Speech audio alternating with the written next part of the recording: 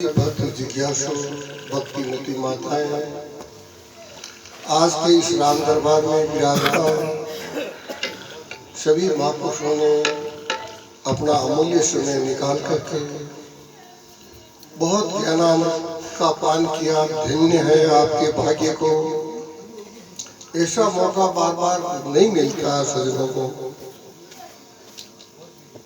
ये वाणी का जो विषय है, स्वामी जी ने एक युक्ति बताई कि एक गांव में दोनों स्त्री पुरुष से और दोनों कुंभ का मेला जैसा मेला लगा हुआ, उस मेले में चले गए। मेले में गए तो दोनों स्त्री पुरुष मेले में बिछड़ गए, अलग अलग।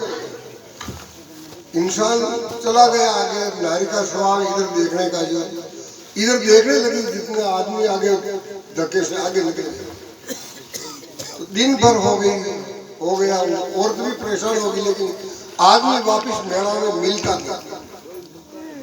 अब मेला विशाल था, परेशान हो गई, जाकर के अफसर साहब से मिली और कहा कि अब मैं शाम के वक्त कहाँ जाऊंगा, मैं प्रदेश में आई हुई, मेरा पतिदेव इस मेले में न जाने कहाँ चले गए। तो अफसर साहब ने कहा कि भाई ये दरवाजे 4 बनाए हुए, चारों दरवाजा है, उसमें से 3 दरवाजा बंद कर दिया जाए और जो भी आदमी आते जाते हैं वो केवल एक ही दरवाजा से निकले। पुलिस वाला खड़ा है, एक तरफ औरत खड़ा है, तीनों दरवाजे बंद है, एक ही दरवाजा से सभी आदमी बाहर आ रहे हैं। पुलिस वाला कहता है कि ये तेरा पति है? वो कहती नहीं। ये तेरा पति है कि नहीं? ये है कि नहीं? ये है कि नहीं? ये है कि नहीं? कई आदमी आए, लेकिन वो यही कहती है कि ये मेरा पति। जब लास्ट में पति आया तो नारी ने घूंघट निकाल लिया, वो बोलती ही। जब पति मिल गया तो बोलती। बस इस उदाहरण का सिद्धांत है, जगत रूपी मेला है, इसमें 2 पति पत्नी है, सुरत और शब्द। सुरत शब्द का मेला है। जब तक वो शब्द महापुरुष नहीं सुनाए तब तक ये सुरता तदाकार होती नहीं, उस प्रयोग को जान नहीं सकता। तो महापुरुष 4 प्रकार की वाणी है, चारों दरवाजे हैं। 3 वाणी को बंद करके प्रावाणी का दरवाजा खोलते हैं। तो 3 प्रकार की वाणी का लक्ष्य बताया महापुरुषों ने। मंडन करे जो नाम रूप का, ईश्वर के गुणगाना। मंडन करे जो नाम रूप का, ईश्वर का गुणगाना। अवतारों की महिमा सुनता, जो वाणी बेकरी जाना। जितने भी अवतार हुए उनका, देवी देवताओं का, राति जगा का जो भी गायन गीत गाया जाता है वो सब बेकरी वाणी में आता है। लेकिन बेकरी वाणी के अंदर भी इतनी महानता है, जिन्होंने श्रद्धा और विश्वास के साथ में अवतारों के अंदर भी भगवान के भजन में अगर लग गया साधक, उनको भी शांति मिली। ऐसा नहीं कि भाई बेकरी वाणी से कुछ नहीं होगा, परावाणी गाएंगे तो कल्याण होगा। अरे गाना अलग चीज है, समझना अलग चीज है, अनुभव में होने बात अलग है और कहना बात अलग है। भगवान के प्यारे भक्त देव ऋषि नारद 4 वेद, 6 शास्त्र, 18 पुराण के ज्ञाता थे और शनकादिक जी महाराज की शरण में गए। जाकर के कहा, गुरुदेव अब मुझे उपदेश दे। गुरु जी ने कहा, बेटा ये बता तू जानता क्या है? महाराज मैं जो जानता हूँ 4 वेद, 6 शास्त्र, 18 पुराण, 14 प्रकार की विद्या, ये सब का मैं ज्ञाता हूँ। तो कहा बेटा और तेरे को क्या शौक, जो बात लिखी हुई है 4 वेदों में जो लेख है वो तू सब जानता है, जितना ज्ञान शास्त्रों का पुराणों का है वो सब जानता है, लेकिन ये बता, एक होता है शब्द, एक होता है पद, एक होता है अर्थ। शब्द मुख से उच्चारण होता है, अग्नि शब्द बोलने से मुंह जलता नहीं है, अग्नि शब्द कागज पर लिखने से कागज जलता नहीं है, लेकिन अग्नि का अंगारा ला करके रखा जाए तो मुंह ही जल जाएगा और कागज भी। अरे गुड़ का नाम लेने से किसी का मुख मीठा होता, शक्कर का नाम लेने से मुख मीठा नहीं होता, भोजन की बात करने से भूख नहीं मिटती, जल की बात करने से प्यास नहीं बुझती। तो हे प्यारे, सूर्य का फोटो लेकर के मकान में रख दो लेकिन अंधेरा नहीं जाता। क्यों? कि वो सूर्य का फोटो बनाया हुआ है, सूर्य अभी उदय नहीं हुआ। जब तक आप स्वयं नहीं जगेंगे ज्ञान नींद से, तब तक आपको स्वयं को अनुभव होने वाला। तो स्वयं कैसे जगे? महापुरुषों ने कहा बेटा ये 10 प्रकार की इंद्रियां है, इनको बंद करो।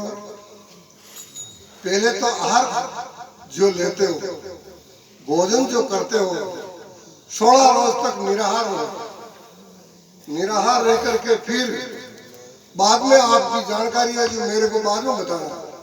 16 रोज के बाद में कहा नारद आपके जो वेद शास्त्र याद है, जो आपने याद किया वो सुनाओ अब। तो नारद जी ने कहा महाराज सुनाने वाला चला गया, बोलने की शक्ति जो थी वो। अरे वाणी जब उच्चारण होती है कि अन्न आवे कोटे तो ज्ञान आवे होटे, अन्नी में कोटे तो ज्ञान वेगा कोटे।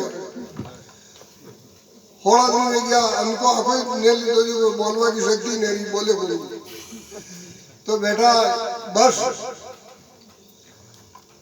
तेरे इसीलिए बात समझ में, अब 16 रोज तक तेने अभ्यास किया, अब मैं तेरे को इस आत्म अनुभूति का रास्ता बताता हूँ। ये स्थूल शरीर, सूक्ष्म शरीर, कारण शरीर, इनका बात करके आगे निकल। 3 अवस्था है, इनका बात करके आगे निकल। ये पंचकोश है, इसका बात करके आगे आओ। तो आगे आने से क्या होगा? एवा 4 देह की न्यारो होए तो हमना मुक्ति सुख पामे सोए, सर्वव्यापी श्रुति न्यारो परंतु विवेक दृष्टि करी विचारो। दृष्टि 4 है, हर आदमी देखते हैं, इसको चरम दृष्टि कहते हैं। इन चक्षुओं से रूप का ही ज्ञान होता है। दूसरी दृष्टि होती है आपके हृदय के नेत्र, जिन्हें समझ की आंख कहते हैं। वो कब खुलती है? उसको दिव्य दृष्टि कहते हैं। जो योग का साधन करता है उन योगी को दिव्य दृष्टि खुलती है, बाकी दूसरों की खुलती।